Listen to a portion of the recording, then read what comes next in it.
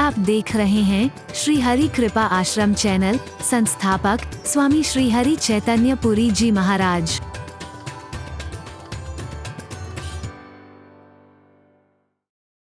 सर्वे भवन्तु सुखिनः, सर्वे सन्तु निरामयाः, सर्वे प्राणि पश्यन्तु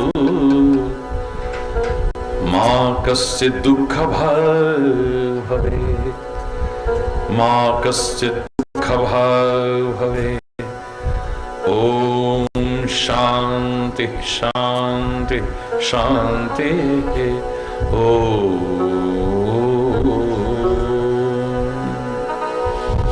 त्वमेव मातास्य पिता त्वमेव, त्वमेव बन्धुश्च सखा त्वमेव, त्वमेव विद्या द्रविणं त्वमेव, त्वमेव सर्वं मम देव देव। ओम शांति शांति शांति।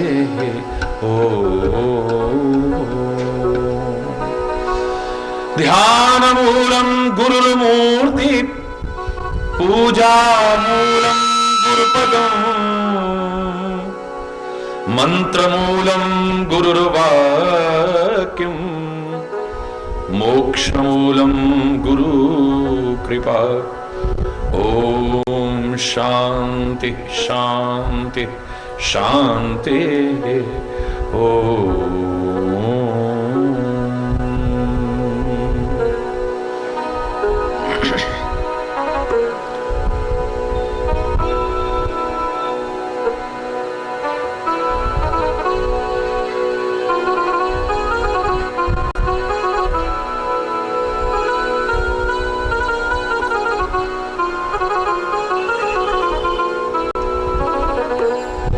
हमको मन की शक्ति देना,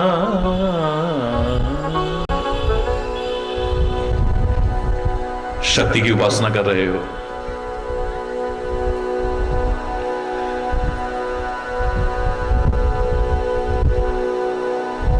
जो संदेश मिला है उसको तो अपनाना ही है और प्रार्थना करनी है साथ में। हमको मन की शक्ति देना, मन विजय करें, दूसरों की जय से पहले खुद को जय करें। ओ हमको मन की शक्ति देना, मन विजय करें,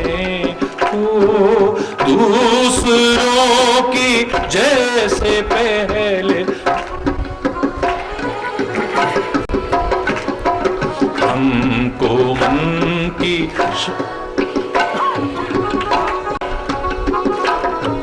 विजयदशमी है। बहुत बहुत हार्दिक शुभकामनाएं देता हूं, बहुत बहुत हार्दिक बधाई देता हूं इस महान पर्व की। लेकिन परमात्मा श्री राम ने विजय प्राप्त की, उसी की बधाई है। तुम भी तो विजय प्राप्त करो, प्रार्थना भी करना और प्रयास करना। किस पर विजय पानी है?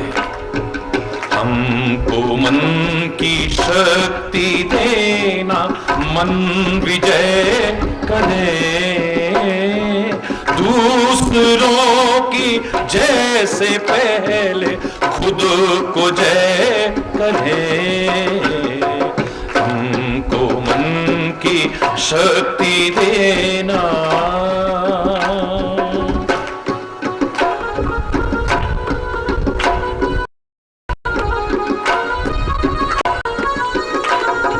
भेदभाव अपने दिल से साफ कर सके,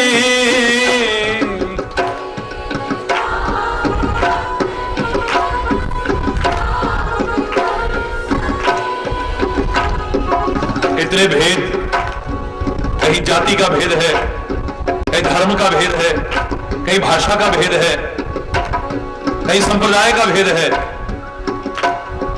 वैसे ही हम कहीं आतंकवाद से जूझ रहे हैं, उसकी पीड़ा को झेल रहे हैं, कहीं नक्सलवाद से, कहीं माओवाद से, विभिन्न समस्याओं से, और उसमें विभिन्न प्रकार के मतभेद पैदा करके हम जो गृह युद्ध की कई बार स्थिति पैदा करने की कोशिश करते हैं, बहुत ही दुखद है। सभी को विचारशील होना है और बचना है, प्रार्थना करनी है साथ में, हे परमात्मा भेद भाव अपने मन से साफ कर सके,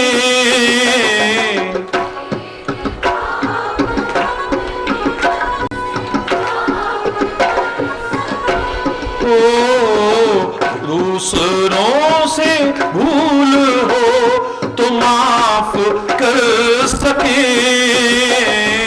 दूसरों से भूल हो तो माफ कर सके, झूठ से बचे रहें, सच कदम भरे, दूसरों की जय से पहले खुद को जय करें, ओ हमको मन विजय करें, दूसरों की जय से पहले खुद को जय करें, ओ हमको मन की शक्ति देना। समझते हैं हम, लेकिन जब कभी मुश्किलों के पहाड़ आते हैं, अपने कर्मों के कारण ही सही, अपनी गलतियों से ही, उस समय हिम्मत हार जाते हैं। ओ मुश्किलें पड़े जो हम पे इतना कर्म कर, मुश्किलें पड़े जो हम पे, परमात्मा श्री राम की विजय हुई,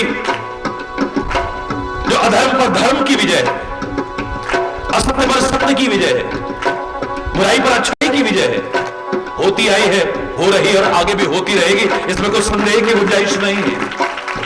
लेकिन आप जानते हैं विजय तो बाद में हुई ना, कैसी कैसी मुश्किलों का सामना करना पड़ा है। जिनको हम अपना आदर्श मान रहे हैं उनको सामने रखें और प्रेरणा लें उनसे।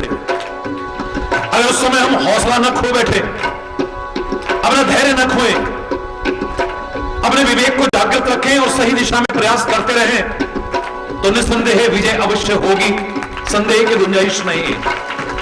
मुश्किलें पड़े जो हम पे इतना कर्म कर, मुश्किलें, कर्म का तात्पर्य कृपा, ओ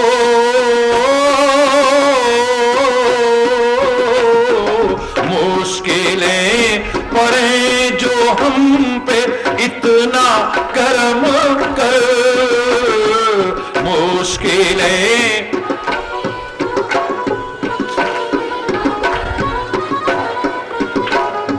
साथ दे तो धर्म का, चले तो धर्म पर, साथ दे तो धर्म का, चले तो धर्म पर, हौसला बढ़ा रहे, हौसला बढ़ा रहे, बदी से दूसरों की जैसे को मन की शक्ति देना, हमको मन की, मन कहे तो एक बार फिर द्वारा से बोलिए, बड़े प्यार से बोलिए, मिलकर के बोलिए, विचार करते हुए बोलिए। भेद भाव अपने मन से साफ कर सके,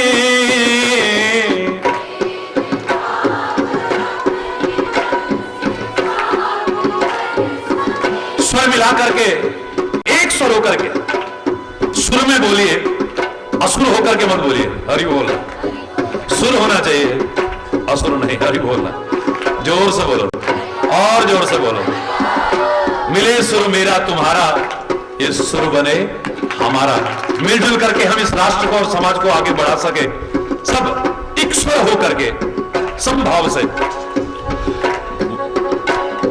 भेदभाव अपने दिल से साफ कर सके,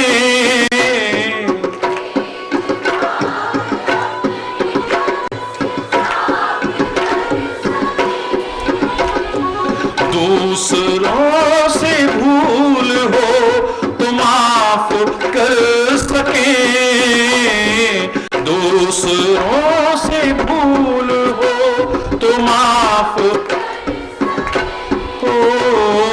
झूठ से बचे रहे कदम भरे, दूसरों की जय से पहले खुद को जय करें, ओ हमको मन की शक्ति देना, मन विजय करें, दूसरों की जय से खुद को जय करें, ओ हमको मन की शक्ति दे, हमको मन की शक्ति देना, हमको मन।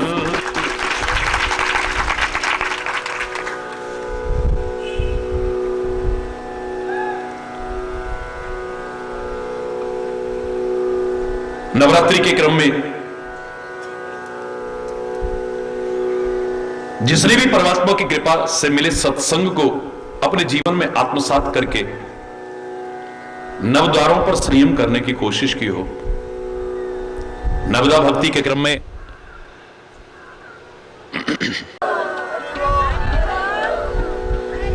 नवदा भक्ति के क्रम में आगे बढ़ने की कोशिश की हो,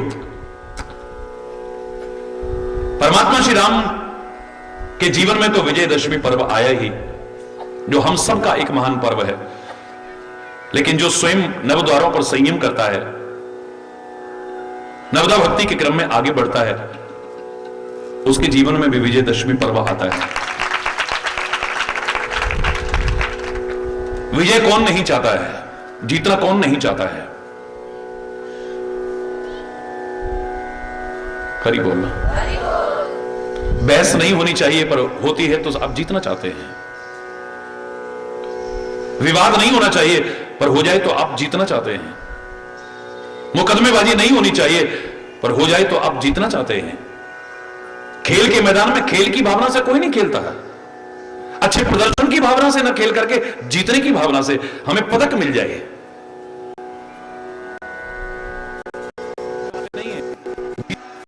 आप समझा समझा करके हार जाओगे कि जुआ नहीं खेलना चाहिए, हार आप ही स्वीकार करोगे, हम हारने वाले नहीं हैं। आप कहोगे कि कलह कलेश नहीं करना चाहिए, निंदा चुगली नहीं करनी चाहिए, मनमुटाव नहीं रखना चाहिए, घृणा किसी से नहीं करना चाहिए, द्वेष नहीं करना चाहिए, बेईमानी नहीं करनी चाहिए, रिश्वत नहीं खानी चाहिए, आप समझा समझा के हार जाओगे, किसी का हक नहीं छीनना चाहिए, आप हार स्वीकार करोगे, हम हारने वाले। विचार कर लेना कि इस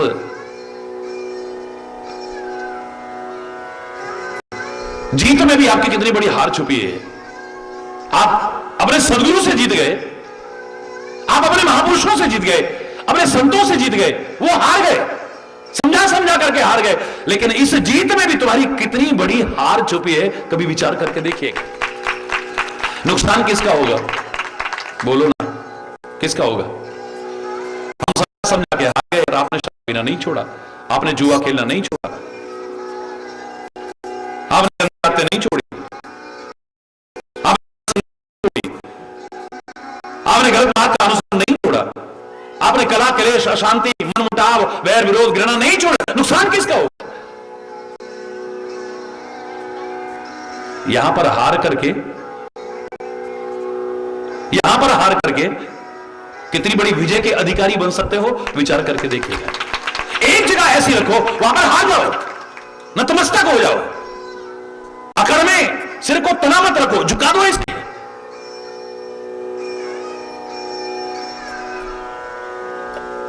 और प्रार्थना करो कि हमारे जीवन को ऐसा बना दो, हमारे आचरण को ऐसा बना दो कि हम जिंदगी का दाव ये हार करके न जाएं, ये विजयदशमी पर्व हमारे जीवन का भी एक अभिन्न अंग बन जाए। श्री राम ने ऐसा किया, सदियों से लोग गा रहे हैं, आज भी गा रहे हैं, आगे भी गाते रहेंगे। भगवान कृष्ण ने ऐसा किया, सदियों से लोग गाते रहे, आज भी गा रहे हैं, आगे भी गाते हैं। हरिश्चंद्र ने भी गा रहा है, शहीद भगत सिंह ने ऐसा किया, उधम सिंह ने ऐसा किया, रामप्रसाद बिस्मिल ने ऐसा किया, गुरु नानक देव ने ऐसा किया, गुरु गोविंद सिंह जी महाराज ने ऐसा किया, महावीर स्वामी ने ऐसा किया। महान जीवन को हमें भूलना नहीं चाहिए, गाना चाहिए, अच्छी बात है, लेकिन कुछ प्रेरणा लेकर के अपना भी तो जीवन ऐसा बनाओ कि उसे दुनिया गाए। अरे बोल रहे कुछ तुम भी तो ऐसा करके दिखाओ ना। उन्होंने ऐसा किया, उन्होंने ऐसा किया, तू क्या कर रहा है? अरे बोल रहा।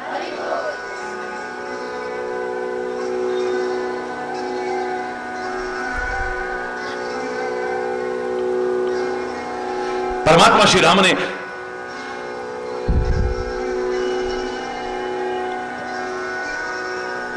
शास्त्र को प्रमुखता दी है, शस्त्र को प्रमुखता नहीं दी है। परमात्मा श्री कृष्ण ने शास्त्र को प्रमुखता दी है, शस्त्र को प्रमुखता नहीं दी है। भारतीय संस्कृति ने शास्त्र को प्रमुखता दी है, शस्त्र को प्रमुखता नहीं दी है। हमारे परम आदरणीय, परम पूज्य दशावतार में से एक प्रमुख अवतार भगवान परशुराम जी ने शस्त्र को बहुत प्रमुखता दी थी।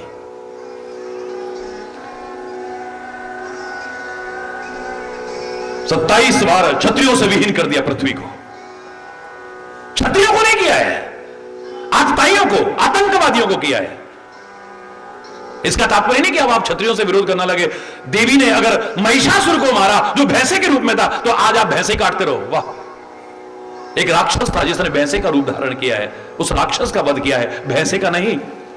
उस निरीह पशु की बलि देकर के तो आप एक जघन्य अपराध कर रहे हैं, मान अपराध कर रहे हैं आप।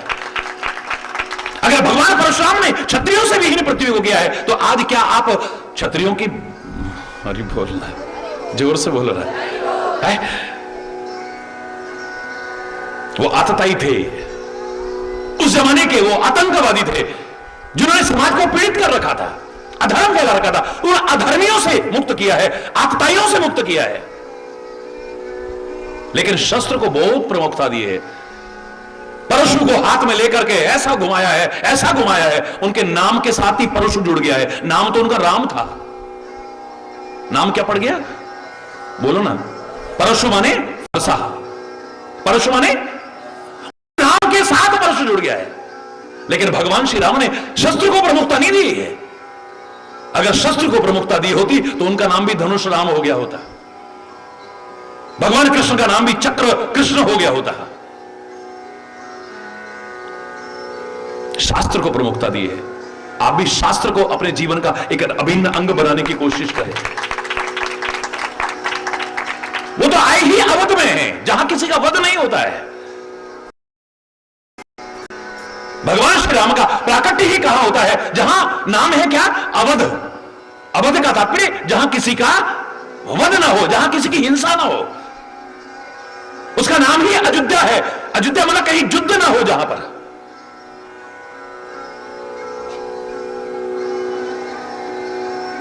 संग्राम को टालने की जहां कोशिश की जाती हो और संग्राम रखने की कोशिश की जाती हो, उस अवध में ही नहीं। आप अपने जीवन को अगर मन वचन कर्म से अहिंसा व्रत का पालन करते हुए बनाने की कोशिश करोगे, मैं दावे से रहा हूं आपके अंतर में भी प्राकट्य हो जाएगा उसका। रक्तपात टाला है उन्होंने, आज उन्हीं के नाम पर, धर्म के नाम पर अगर हम रक्तपात करें तो कैसा लगेगा उनको? हरि बोलना, जोर से बोलो ना। मेरे विचार से प्रकृति ने हमारी नाड़ियों में खून बहाया है। प्रकृति ने हमारी नाड़ियों में खून बहाया है। अफसोस प्रकृति के नियमों की अवहेलना करते हुए, विकृति परिपूर्ण जीवन जीते हुए हम नालियों में खून बहाने की कोशिश करते हैं।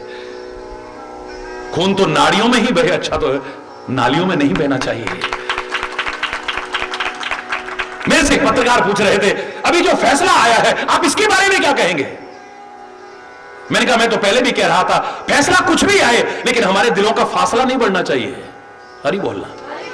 हमारे दिलों का फासला बल्कि कम होना चाहिए। जो खाई आ गई है हिंदू मुसलमान के सिख में, हिंदू मुसलमान के बीच में, सिख ईसाई के बीच में, विभिन्न समुदायों के बीच में जो एक फासला आ गया है, बल्कि वो दूर हो जाए, सब गले मिल जाए, सब प्यार से रहे, मिलजुल करके आगे बढ़े, सब भारतवासी बनकर के दिखाएं, सच्चे भारतवासी। मैं कहा करता था, लेकिन मैं आपको फिर आज के दिन धन्यवाद देता हूं। ये विजय किसी एक व्यक्तिगत की नहीं है, किसी संप्रदाय विशेष की नहीं है, ये तो पूरे भारत की विजय हुई कि सारे भारत ने एक सौहार्दपूर्ण वातावरण बनाकर दिखाया। कहीं पर हिंसा नहीं, कहीं रक्तपात नहीं, कहीं मनमुटाव नहीं, सब मिलकर के शांतिपूर्ण रहे। मैं तो कह रहा हूं, हमारा हिंदुस्तान जो पहले जीता करता था, फिर से हिंदुस्तान जीत के दिखा रहा है और आगे भी जीतेगा। ये जो क्षुद्र स्वार्थों के लिए धर्म को आधार बना करके, संप्रदाय को आधार बना करके हमारे बीच खाई पैदा करने की कोशिश करते हैं, हमें लड़ाने की कोशिश करते हैं अपने क्षुद्र स्वार्थों के लिए, ऐसी ताकतों के गाल पर आप भारतवासियों ने एक करारा तमाचा मारा है कि हम समझते हैं कि तुम अपने स्वार्थ के लिए मर रहे हो। राम और रहीम को तो तुम एक तरफ रख देते हो, हरि बोलना। हमें तो इस भारतवर्ष में एक भारतवासी बनकर के रहना है, एक हिंदुस्तानी बनकर के रहना है। राम हमारी संस्कृति के एक आदर्श है, महान है। राम के बिना ये देश अधूरा है, कृष्ण के बिना अधूरा है, गुरु नानक गुरु गोविंद सिंह के बिना अधूरा है, ये गुरु गोविंद सिंह के बिना अधूरा है, महावीर स्वामी महात्मा बुद्ध के बिना अधूरा है। ये खाली कृषि प्रधान देश नहीं है, ये ऋषि प्रधान देश है। यहां ऋषियों के चिंतन को अपने जीवन में अपनाया जाता है। आप विचार कीजिए, लक्ष्मण जैसा सेवक हो सकता है कोई? है? लक्ष्मण जैसा सेवक, लक्ष्मण जैसा भक्त, लक्ष्मण जैसा आदर्श दूसरा मिलेगा कोई? लेकिन साथ रहते रहते भी शस्त्र पर ध्यान ज्यादा है, शास्त्र पर ध्यान कम है। हरि बोलना।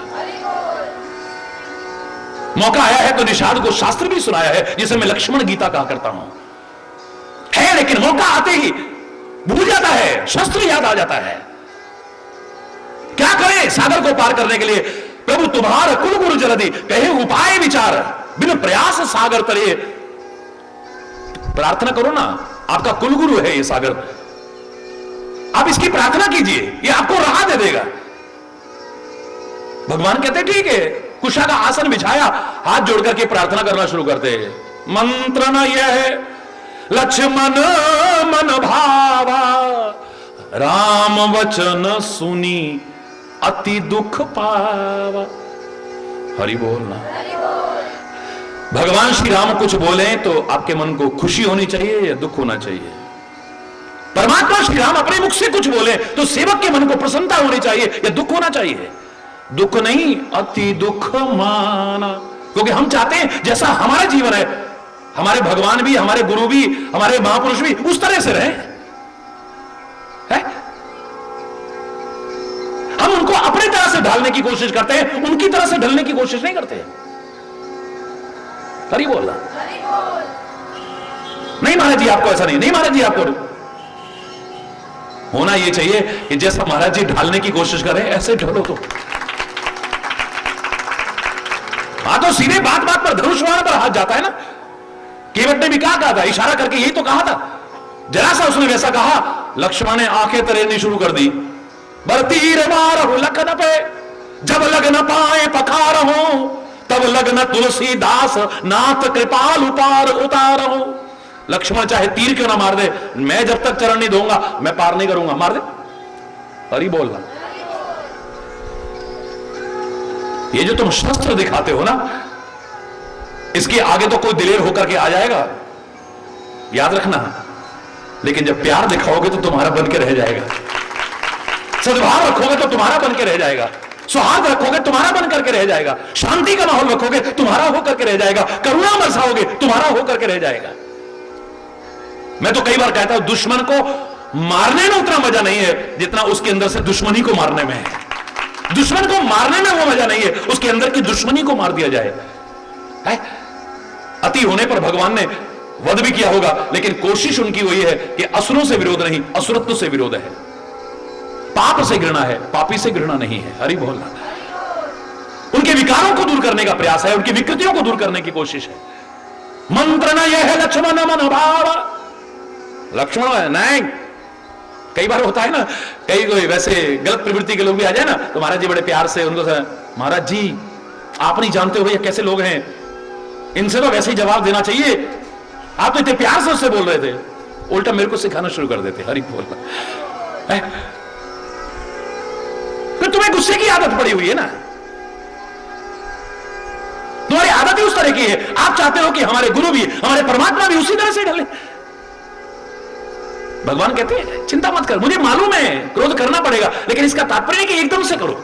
नीति को जो पालन करता है विजय उसी को हासिल होती है। पहले शांति से समझाओ, फिर दाम तू क्या चाहता है ये समझाओ। दंड तो बहुत देर की बात है, हरी बोलना, जोर से बोलना। हम तो सीधे दंड पे आते हैं, एकदम से डंडा हाथ में ले लेते सीधे, हरी बोलना, जोर से बोलना। राम वचन सुन अति दुख माना, राम के वचनों को सुन करके इतना दुख हुआ, इतना दुख हुआ।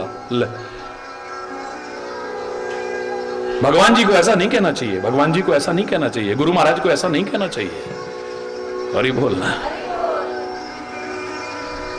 सेवक को तो खुशी होनी चाहिए, एक मार्गदर्शन मिल रहा है कि आवश्यकता पड़ी है तो तीर भी उठाया है।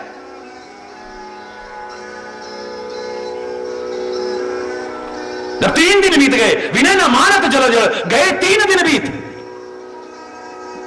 बोले राम सकोप तब भय बिन होय न प्रीत। बोले भय के बिना प्रेम ऐसे लोगों में नहीं आएगा। लक्ष्मण बाण सरासन आनो, सोखो वारिधि विसिक कृसानो, सठ सन विनय कुटिल सन प्रीति, सहज कृपण सन सुंदर नीति, ममतारत सन ज्ञान कहानी, अतिलोभी सन विरति बखानी, क्रोधी ही सम कामी ही हरि कथा, ऊसर बीज बहे फल जथा। बंजर भूमि में जैसे बीज बोना ना, ऐसा ही प्रयास है। बेकार है, लाओ मेरा धनुष्वाण कहां है, मंगाना पड़ेगा। धनुष्वाण तो अपने पास है? ये खाली डराने वाली बात है, डराने वाली खाली। सुग्रीव ने सब कुछ पाने के बाद भुला दिया है श्री राम को। इसका मतलब नहीं कि गुस्से में आकर के मार दे।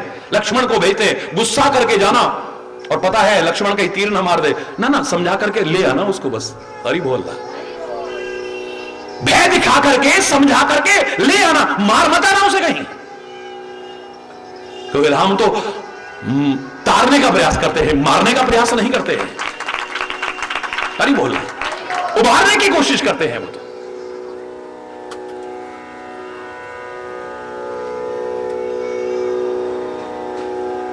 मूर्ख से सठ सन विनय, हाथ जोड़ना, विनय करना, वो बल्कि कमजोरी समझने लगता है। ये हाथ जोड़े जरूर कमजोर होंगे, हरि बोलना। सठ सन विनय कुटिल सन प्रीति, कुटिल व्यक्ति से प्रेम करना बिल्कुल बंजर भूमि में बीज बोना जैसा है। क्या फायदा मिलेगा उससे प्यार करके? प्यार निभेगा ही नहीं कभी। आज है कल खत्म, आज है कल खत्म, आज है कल खत्म, थोड़ी देर इतना प्यार हो गया, थोड़ी देर बाद खत्म। दुष्ट व्यक्ति की यही पहचान है, प्यार टिक ही नहीं सकता उसके मन में। जैसे आकाश में बिजली चमकती है पर स्थिर नहीं रहती है, ऐसे ही दुष्ट व्यक्ति का प्रेम कभी स्थिर नहीं रह सकता है, हमेशा नहीं रहेगा। जरा देर है, अभी यहां प्यार है, अभी वहां प्यार है, अभी वहां प्यार है, अभी वहां प्यार। प्यार जैसा प्यार नहीं, हरि बोलना, स्थिर रह ही नहीं सकता है। इसलिए लोग कहा करते थे दुष्ट व्यक्ति से तो ना प्यार अच्छा ना कला अच्छी, दूर रहो, हरि बोलना, हरि बोलना। सठ सन विनय कुटिल सन प्रीति, सहज कृपण सन सुंदर नीति। इतना कंजूस मक्खी चूस जो है, उससे उदारता की बात करो। अबे मेहनत से कमाया रे, तब पता चले। हरी बोल रहा है, कर दो गरीबों को, कर दो अनाथ को, कर दो फलाने को। क्यों कर दो भाई? इतनी मेहनत से कमाया हमने, धर्म के काम में लगा, काय को लगा दो भाई? इसलिए कमाया हमने। सहज कृपण सन सुंदर नीति, ममता रत सन ज्ञान कहानी। मोह ममता में जो लगा हुआ है उसको ज्ञान सिखाओ, क्या मिलेगा? मोह ममता में जो अंधा हो चुका है उसके आगे ज्ञान की कहानी किसी काम की नहीं आएगी। अरे धृतराष्ट्र, तेरी औलाद क्या कर रही है? ये अच्छा नहीं कर रही है, अपने भाइयों का हक छीन रही है, भाइयों को सता रही है। अरे लाक्षागृह तक में मारने की कोशिश करना भाइयों को, क्या ये उचित है? ये इतना अधर्म, इतना अत्याचार क्यों कर रहे हैं तुम्हारे पुत्र? मैं जानता हूं गलत है, पर मैं क्या करूं? हरि बोल। मोह ममता में विज्ञान की कहानी अच्छी नहीं लगती है। शकुनी जैसे अच्छे लगते हैं, दुर्योधन जैसे अच्छे लगते हैं, दुशासन जैसे अच्छे लगते हैं, उनके कामों का मौन स्वीकृति भी दे देते हैं। ज्ञान की कोई चर्चा करे तो उनको अच्छा नहीं लगता है। ममता रत सन ज्ञान कहानी, अति लोभी सन विरति बखानी। बहुत लोभी आदमी है, उससे वैराग्य की चर्चा करो, जरा त्याग की चर्चा करो। हरि बोलना, जोर से बोलो ना। क्रोधी ही सम, क्रोधी व्यक्ति से शांति की बात करो। तो गुस्से में तमतमारा, हर समय गुस्से में तमतमाया रहता है, उसे शांति है, चुप हो जा वरना तेरे को भी नहीं छोड़ूंगा। हरि बोलना, कोई फायदा नहीं है, आप शांति की बात करो। क्रोधी ही सम कामी ही हरि कथा, कामी व्यक्ति से जिसकी कामनाएं बहुत है, विषयिक काम है, रात दिन जो काम वासनाओं में, उससे हरि कथा कहो अच्छी नहीं लगेगी, उसे हरि कथा में आनंद नहीं आएगा, ना कहने में आनंद आएगा ना सुनने में आनंद आएगा, विषयिक कथाओं में ही आनंद आएगा। कामी ही हरि कथा ऊसर बीज बे फल जथा, जैसे बंजर भूमि में बीज बो दो, ऐसा ही प्रयास है और कोई फायदा मिलने वाला नहीं उसका। तो भगवान ने कहा गुस्से में, कहां है मेरा धनुष्मान लेकर क्या? लक्ष्मण लेकर, क्यों तुम कहीं दूर रखा हुआ है क्या? कहीं धनुष्मान तो नहीं रखा हुआ है। ये खाली डराने वाली बात है। भगवान राम है कि तुरंत मार देंगे किसी को। लक्ष्मण बाण सरासन आनो सोखो वार दे किस विषय कृषा, इस समुद्र को मैं सुखाता हूं, अभी अगली बार से सुखाता हूं मैं। आई श्री राम जी गुस्से में, हरि बोलना।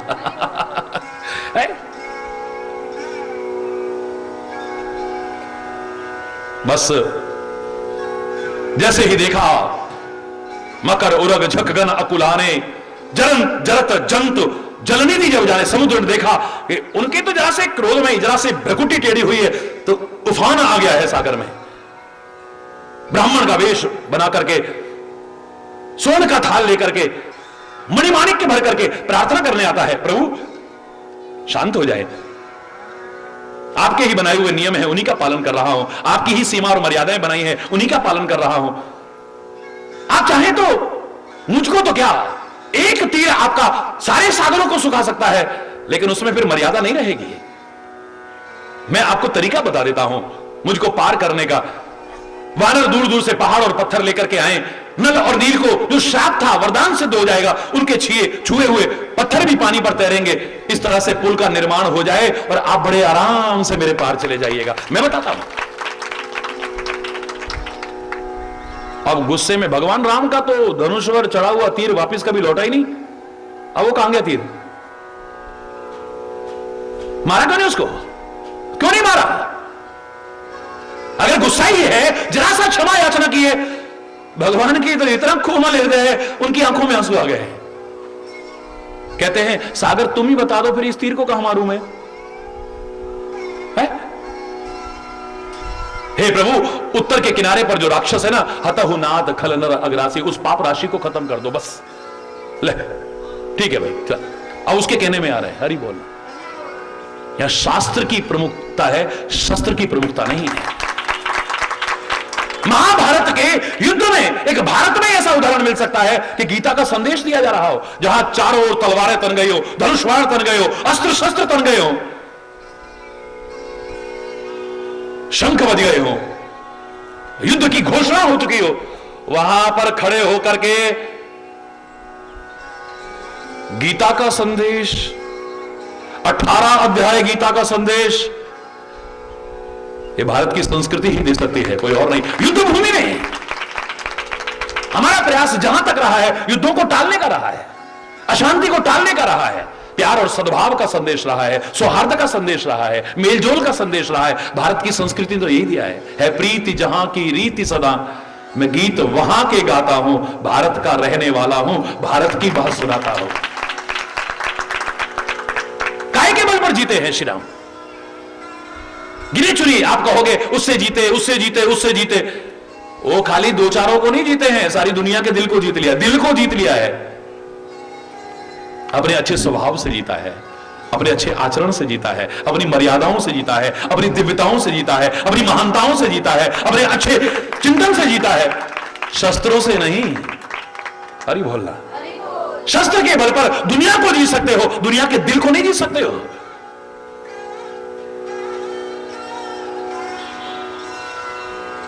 और मेरे परमात्मा ने, मेरे महापुरुषों ने दुनिया को जीतने का नहीं, दुनिया के दिल को जीतने का संदेश दिया है।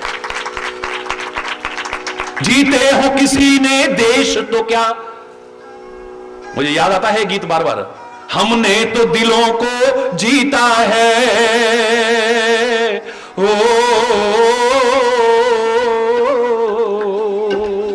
जीते हो किसी ने देश तो क्या, हमने तो दिलों को जीता है, ओ जहां राम अभी तक है नर में, नारी में अभी तक सीता है, ओ जहां राम अभी तक है नर में, नारी में अभी तक सीता है,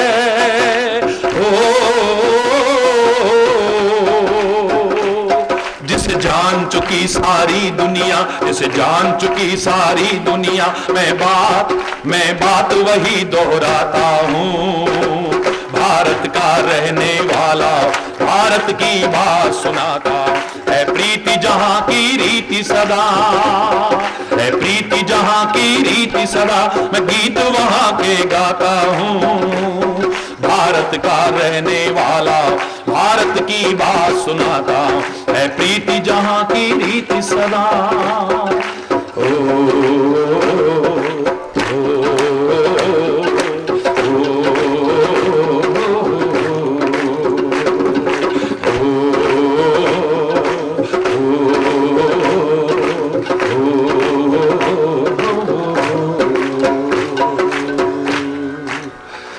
जीत लिया जिसने सारी दुनिया को जीता, उसको भी राम ने जीता।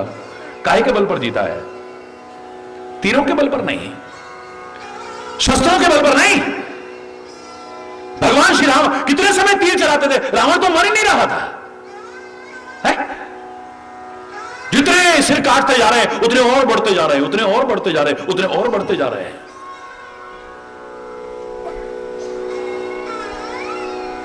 इतिहास साक्षी है। ये बाहर वाला रावण मर जाएगा, पर अंदर जो रावण बैठा है ये कम मरा है। कहां कहां रावण नहीं है आज। लोगों की जिंदगी से जो खिलवाड़ कर रहे हैं, क्या वो रावण से कम है? नशीले पदार्थों का सेवन करा के घरों के चिराग बुझा रहे हैं, वो रावण से कम है? ये जाति के नाम पर, धर्म के नाम पर हिंसा फैलाने की कोशिश करते हैं, क्या ये रावण से कम है? ये देश में आग लगाने की कोशिश करते हैं विभिन्न आधारों पर, क्या वो रावण से कम है? सरे रहा लोगों की इज्जत लूटने की कोशिश करते हैं, क्या वो रावण से कम है?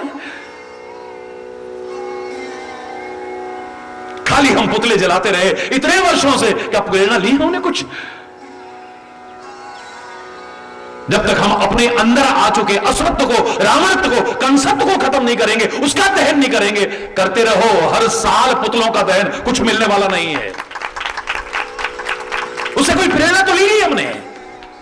इतना पैसा लगा दिया पुतले बनाने में, इतना समय लगा दिया पुतले बनाने में, इतना प्रदूषण फैला दिया, उसमें जो आतिशबाजी चल रही है उसमें मिला क्या? प्रेरणा ली कुछ? गलत करोगे तो उसका ये आचरण होगा, ये हश्र होगा। इतना समय बीत चुका है, आज तक उसके पुतले जलाए जा रहे हैं। अगर तुम भी ऐसा आचरण बनाओगे, सदियों तक लोग तुम्हारे साथ यही करते रहेंगे। प्रेरणा तो कुछ ली नहीं, संदेश तो कुछ लिया ही नहीं, उपदेश तो कुछ लिया ही नहीं, शिक्षा तो कुछ ली नहीं। अरे बोल रहा, अरे दुनिया को जो जीतता है ना उसे वीर कहते हैं। दुनिया को जो जीतता है उसे वीर कहते हैं, पर अपने आप को जो जीत लेता है, अपनी इंद्रियों को जो जीत लेता है, अपने मन को जो जीत लेता है, अपने विकारों को जो जीत लेता है, उसे महावीर कहते हैं। भगवान श्री राम को हम कहते हैं जितेंद्रिय। क्या कहते हैं? जितेंद्रिय कहते हैं। ये इंद्रियों के सुख में लगे हुए रावण को जीत सकते हैं। कौन? जितेंद्रिय श्री राम जीत सकते हैं। सारी दुनिया को जीत लिया, देवलोक पर धावा बोला, सब देवताओं को जीत लिया। उसके बाद देवताओं के राजा इंद्र को जीत लिया, नाम पड़ गया इंद्रजित। क्या नाम पड़ा? जोर से बोलो ना। मेघनाथ तो उसका नाम इसलिए था क्योंकि मेघ की तरह गर्जना करता था, बादलों की तरह गरजता था। इसलिए मेघ नाद था, मेघ की तरह नाद करता था, शब्द करता था, घोष करता था, कांप जाते थे सबकी रूह। इंद्र को भी जीत लिया, सारी दुनिया को जीत लिया, नाम पड़ा इंद्रजित। उसे कौन जीता? इंद्रजित को अगर कोई जीत सका है तो लक्ष्मण जैसा जितेंद्रिय जीत सका है, जिसने अपनी इंद्रियों पर विजय प्राप्त कर रखी है। यहां पर दुनिया को जीतने का संदेश नहीं है, यहां देवलोक पर विजय का संदेश नहीं है, देवताओं के राजा इंद्र पर विजय का संदेश नहीं है। उसको भी जीतने वाले को जीत सकते हो अगर अपनी इंद्रियों को जीत लिया है, अपने मन को जीत लिया है आपने। लक्ष्मण को हम क्या कहते हैं? इंद्रिय जित कहते हैं। मेघनाथ को क्या कहते हैं? इंद्रजित कहते हैं। तो इंद्रजित को भी कोई जीत सकता है तो इंद्रिय जित जीत सकता है, कोई और नहीं। मेरे पवन पुत्र हनुमान ने कितनी विजय हासिल की है? हरि बोलना, काहे के बल पर की है? कोई तलवारें चलाई, कोई बंदूकें चलाई, कोई धनुष्मान चलाया, कोई चक्र चलाया, कोई गदा चलाया। उनका तो हाथ ही वज्र है। लोग कहते हैं हाथ में वो है, अरे है या नहीं है, किस तरह तुमने देखा है क्या? पर हमें इतना तो जरूर मालूम है, हाथ वज्र, हाथ में वज्र नहीं, हाथ वज्र, हाथ ही उनका वज्र है, ऐसी ताकत है उनके अंदर। हाथ वज्र और ध्वजा विराजे। कोई जरूरी नहीं कि झंडा हाथ में है, ध्वजा का तात्पर्य है अगर किसी चीज का भी आन बान और शान बढ़ाते हो तो आप क्या कहते हो? इसने तो झंडा फहरा करके दिखा दिया है, झंडा फहरा करके दिखा दिया है। ना भी फहरा हो तो भी झंडा फहराना कहेंगे उसे। कल्पना चावला ने अंतरिक्ष में झंडा फहरा दिया। आपने देखा कि झंडा वहां बैठा हुआ झंडा फहरा दिया, क्योंकि देश की आन बान और शान को, तिरंगे की आन बान और शान को जो आगे बढ़ाता है कहते हैं उसे झंडा फहरा दिया है। राम नाम का ध्वज फहरा दिया है, राम नाम का डिंडिम घोष कर दिया है, राम के यश पताका को हर ओर फैला दिया है। इसलिए हाथ वज्र और ध्वजा विराजे, कांधे मूंज जनेऊ साजे। हनुमान जी को हाथ ही वज्र है, इतनी ताकत है, लेकिन ताकत के बल पर नहीं, काहे के बल पर जीता है? मनोजवम मारुतुल्य वेगम जितेंद्रियम। क्या है? बोलो ना, बोलो ना। जितेंद्रियम। मानव आज जितेंद्रिय नहीं है, लेकिन वानर के रूप में हमारा हनुमान जितेंद्रिय है। हरि बोलना, जय बजरंगबली। जोर से बोलो ना, और जोर से बोलो ना। काहे के बल पर?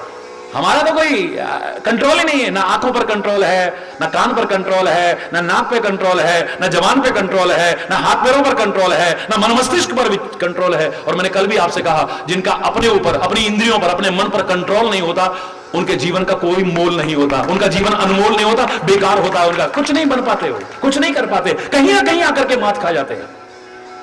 सारी दुनिया को भी जीतने वाले कहीं आकर के हार जाते हैं।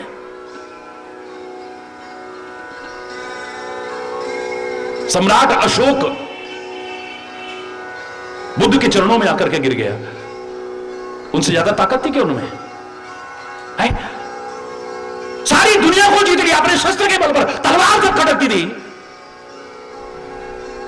त्राही त्राही बच जाती थी, लाशों पर लाशें बिछ जाती थी। वो आकर के नतमस्तक हो गया किसके चरणों में? बुद्ध के चरणों में। तो बुद्ध के पास ताकत ज्यादा थी क्या? बुद्ध के पास उससे तगड़े कोई अस्त्र शस्त्र थे क्या? उसके पास कोई बड़ा युद्ध कौशल था क्या? बड़ी लड़ाइयां जीत रखी थी क्या महात्मा बुद्ध ने? बहुत वीर था क्या? वो वीर नहीं था, महावीर था, क्योंकि अपने ऊपर जीत, अपने ऊपर कंट्रोल था उसका।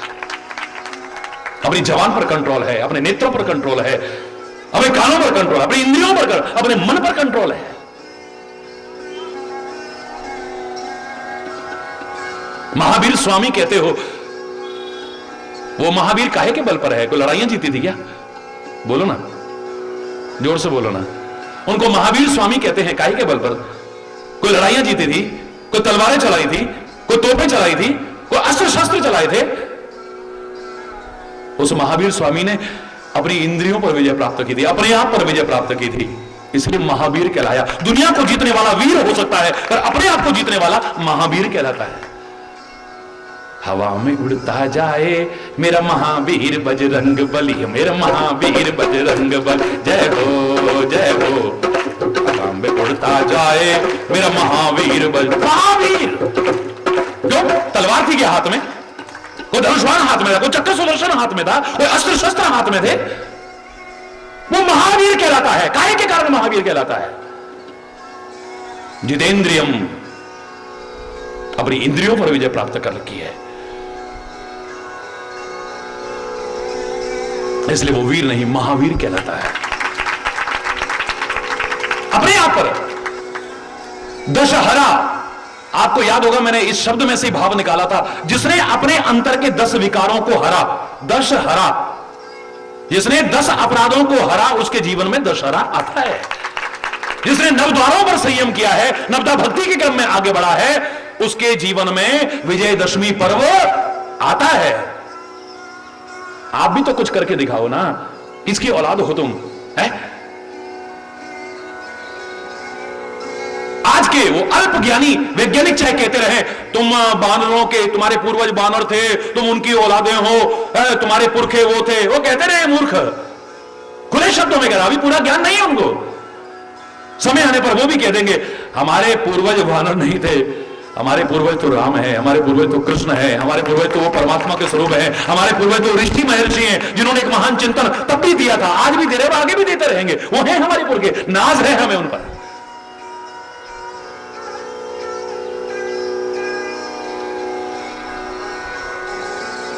वो जो संदेश देते रहे हैं उसको अपने जीवन का अभिन्न अंग बनाना है हमने।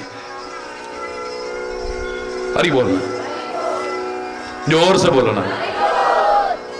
मेरे परमात्मा श्री राम ने जो प्रयास किया था, मेरे शायद आज के समय विजयदशमी के पर्व पर मैं इतना ही कह सकता हूं कि सब संकल्प लें कि कोई जाति ना जीते, कोई संप्रदाय ना जीते, कोई एक विशेष वो ना जीते, जब भी किसी भी परिस्थिति में जीते मेरा भारत जीते, बस भारत की शांति के साथ कहीं पर भी समझौता ना हो, भारत के प्यार और सौहार्द पर कहीं भी चोट न पहुंचे, बहुत आवश्यकता है। मेरे परमात्मा श्री राम के इतिहास को देख करके मैंने एक सुंदर भाव प्रस्तुत किया था, हो सकता है आपने सुना हो, न सुना हो तो सुनिएगा। मेरे श्री राम कहते हैं मेरे देश का जब मैं राजा बनूंगा, लड़ाई तो चली आ रही है पूर्वजों से रावण की, और ये तो चलती रहेगी। अच्छाई बुराई का संग्राम हमेशा चला है, असत्य और सत्य का संग्राम हमेशा चला है, धर्म और अधर्म का युद्ध हमेशा चला है, और खास तौर से रावण का तो कई पीढ़ियों से युद्ध का वर्णन मिलता है। इतिहास उठा करके देखो, अयोध्या और रावण का संग्राम एक पीढ़ी से नहीं अनेक पीढ़ी से चला रहा है। भगवान राम कहते हैं जब मैं राजा बनूंगा तब भी युद्ध होगा, और जब युद्ध होगा मेरे देश के नागरिक मरेंगे, ये तो मुझसे बर्दाश्त नहीं होगा। मेरे देश का एक भी नागरिक नहीं मरना चाहिए, क्योंकि इसका नाम है अवधपुर। क्या नाम है? किसी का वध नहीं होना चाहिए। मेरे रहते अगर मेरा एक भी नागरिक खत्म हुआ तो मेरा राजा बनना अधूरा रह गया है। भगवान श्री राम ने एक योजना बनाई, मैं अंदर की बात बता रहा हूं आपको, अंदर की बात, बड़े ध्यान से सुनिएगा और आप भी कहोगे बात सही है बिल्कुल। उन्होंने योजना बनाई है, और योजना में सबको मीटिंग बुला करके कहा कि कौन सहयोग प्रदान करेगा। ऐसा करो, मुझे अयोध्या से देश निकाला दे दो। राम को देश निकाला, मर जाएंगे। हरि बोलना। अरे देश से निकालना तो क्यों, अपनी आंखों से 2 मिनट ओझल करना भी हमारे बस की बात नहीं है, तुम देश निकाले की बात कर रहे हो। कभी ना कभी होना है, और राम और रावण का युद्ध रह जाए, अयोध्या और लंका का युद्ध ना रहे, जिससे कि अयोध्या का एक भी नागरिक समाप्त ना हो जाए। और उसके लिए बहुत जरूरी है मुझे देश निकाला, और वो भी कम से कम 14 वर्ष का, क्योंकि 12 वर्ष में नागरिकता समाप्त हो जाती है, सिटीजनशिप समाप्त हो जाती थी, उस जमाने का नियम था। 12 वर्ष अगर कोई देश से बाहर रहता है उसकी नागरिकता समाप्त हो जाती थी। कोई ये ना समझे कि अब मैं अयोध्या का नागरिक हूं, अयोध्या का नागरिक हट जाऊं, बस इतना कुछ कर दो। कहते हैं कैकेयी बहुत प्यार करती थी, बहुत प्यार करती थी। विभिन्न रूप तो आपने बहुत देखे होंगे कैकेयी के, लेकिन एक बार हरिचेतन के आंखों से उसको झांकने के देखो, देखते रह जाओगे। कैकेयी कहती है चाहे कलंक मुझ पर लगे, हे राम अगर तुम्हारे व्यक्तित्व का निखार होता है, अयोध्या का विशाल साम्राज्य अगर उस रक्तपात से बच जाता है, मैं आगे आऊंगी, ये कलंक का टीका मैं अपने माथे पर लगाऊंगी, 14 वर्ष का देश निकाला मैं तुम्हें दिलाऊंगी। है ये अंदर ही अंदर मीटिंग है, किसी को पता नहीं है। ये गिने चुने लोग उस मीटिंग में सम्मिलित है, ध्यान रखना। और ये सिद्ध करके दिखाऊंगा मैं अपनी बात में, आप इसे ध्यान से सुनिएगा। ठीक है, देश निकाला हो गया है, देश की सीमा से बाहर गए। ये नहीं कि कोई युद्ध लड़ते रहे 12 वर्ष से ज्यादा तो चित्रकूट में रहे। और सच मानिए वो चित्रकूट तो होगा जो होगा, नमन उसको भी, आपने इसको भी उस चित्रकूट से कम करके नहीं बनाया है। और मेरे शायद मैं आप सबसे उम्मीद रखता हूं कि जब भी यहां का कभी नाम आए तो चित्रकूट के अलावा और कोई नाम नहीं आना चाहिए। संकल्प ले लीजिए, आप प्रतिज्ञा कर लीजिए, हमारे मुंह से अगर नाम निकलेगा तो चित्रकूट निकलेगा। क्या निकलेगा? हजारों हजार लोग इस 10 दिन के अंदर, लाखों लोग यहां पहुंचे हैं, रोज आ रहे हैं, हजारों आदमी। इस जंगल में इतनी दूर आपने इसे एक धाम बना दिया है, एक पवित्र तीर्थ स्थल बना दिया है। श्रद्धा और विश्वास से आकर के लोग अपनी मनोकामना पूरी कर रहे हैं और आगे भी करते रहेंगे, इतना मुझे विश्वास है। 12 वर्ष से ज्यादा तो वहां रहे हैं। श्री राम को शस्त्र को प्रमुखता नहीं देते, शास्त्र को प्रमुखता देते हैं। चित्रकूट में रहने का इतना समय क्या भाव हो सकता है? चित्रकूट में क्या होता है? चित्रकूट के घाट पे भाई संतन की, कौन इकट्ठे होते हैं वहां पे? संत इकट्ठे होते हैं, ऋषि महर्षि इकट्ठे होते हैं। वहां तीर नहीं चलते, तलवारें नहीं चलती हैं। क्या चलता है वहां? रामायण चलती है, भागवत चलती है, महाभारत का प्रसंग आता है, वेदों की कथा आती है, पुराणों की कथा आती है। वहां पर हरि बोलना, मन को जीतने पर, इंद्रियों को जीतने का संदेश आता है, दुश्मन को जीतने का संदेश नहीं आता है। अपने अंदर जो तुम्हारे 5 दुश्मन हैं उनको जीतने का संदेश आता है। हरि बोलना, जोर से बोलना। यार जैसे तैसे वहां गए, ये बात कहां से सिद्ध होती है कि अंदर मीटिंग हुई है ऐसी और कैकेयी ने सहायता प्रदान की है, और इस बात को भरत भी जानते हैं। एक दिन वो आया, युद्ध जब चरम सीमा पर पहुंच रहा था, मेघनाद ने शक्ति का संहार किया और लक्ष्मण मूर्छित हो गया है। हरि बोलना। लक्ष्मण जब मूर्छित हुआ है, सुखेन वैद्य को लाया गया। सुखेन वैद्य से पूछा गया कि क्या उपचार किया जाए, इसके प्राण बच जाएं। द्रोणागिरी पर्वत से अगर कोई संजीवनी बूटी ले आए तो इसके प्राण बच सकते हैं। कौन जाएगा? मेरा पवन पुत्र कहता है मैं जाऊंगा। चल दिए, परमात्मा के चरणों में सिर झुका करके चल दिए। गए जाकर के संजीवनी बूटी जब देखने लगे, नहीं पहचान में आई, पहाड़ ही उखाड़ लिया और चल दिए। अवध के ऊपर से जब निकले हैं, भरत जी अपनी तपस्या में, साधना में लीन थे। अचानक देखा कि कोई ऊपर से पहाड़ लेकर के जा रहा है, मेरी नगरी पर न गिरा दे, किसी की मृत्यु ना हो जाए, कोई घायल ना हो जाए, किसी को कष्ट ना पहुंच जाए। जंगल में ही बिना फरका तीर मारते हैं, नीचे गिरा लेते हैं। मारने के उद्देश्य से नहीं, जानने के उद्देश्य से कि कौन है ये। नगर के बाहर ही उसे उतार लेते हैं। हे राम करते हुए जब हनुमान जी मूर्छित हुए, परमात्मा से प्रार्थना करते हैं मन वचन कर्म से, अगर आपके बिना कोई आश्रय मेरा नहीं रहा है, मेरी आपसे ये प्रार्थना है, ये आपका भक्त लग रहा है, ये सकुशल उठ करके बैठ जाए, इसे पता भी ना चले कि मैंने इसे घायल किया है। हनुमान जी तुरंत उठ करके बैठ जाते हैं। कौन हो तुम? मैं पवन पुत्र हनुमान हूं। हैं? ये पर्वत लेकर के क्यों जा रहे हो? बोले मैं राम का सेवक हूं, भगवान श्री राम के अनुज छोटे भाई लक्ष्मण युद्ध भूमि में मूर्छित हो गए। बहुत भयानक संग्राम चल रहा है। आप भरत जी है ना? क्योंकि भरत जी की चर्चा सुनते रहते हैं राम जी से। आप भरत जी है ना? बोले हाँ मैं भरत हूं। तुम्हें कैसे मालूम? बोले इस बात को छोड़िए, अगर एक क्षण भी विलंब हो गया, लक्ष्मण के कहीं प्राण ना चले जाए। भरत जी कहते हैं चिंता मत करो। तीर निकाला, धनुष पर चढ़ाया, हे पवन पुत्र पर्वत सहित तुम मेरे तीर पर बैठो, एक क्षण में मैं तुम्हें लंका के युद्ध भूमि में पहुंचा देता हूं। मेरा एक प्रश्न यहां पर उठता है, भरत जी इतना प्यार करते हैं राम जी से, भरत जी इतना प्यार करते हैं लक्ष्मण जी से, चाहे जो भी हुआ हो, आज लक्ष्मण मूर्छित पड़ा हुआ है, उसके प्राणों पर संकट है, इतना भयानक युद्ध चल रहा है, यह मालूम हो चुका है। जब पर्वत सहित हनुमान जी को, भारी भरकम शरीर को तीर पर बिठा करके युद्ध भूमि में पहुंचा सकते हैं, तो तीर चला चला करके सेना मदद के लिए क्यों नहीं भेजी? बोलो ना, मेरा प्रश्न है। राम जी की सहायता के लिए, युद्ध में सहायता के लिए तीर चला चला करके सेना को क्यों नहीं भेजा? अस्त्र शस्त्र से सुसज्जित सेना को क्यों नहीं भेजा है? क्योंकि मीटिंग में भरत जी भी उपस्थित थे।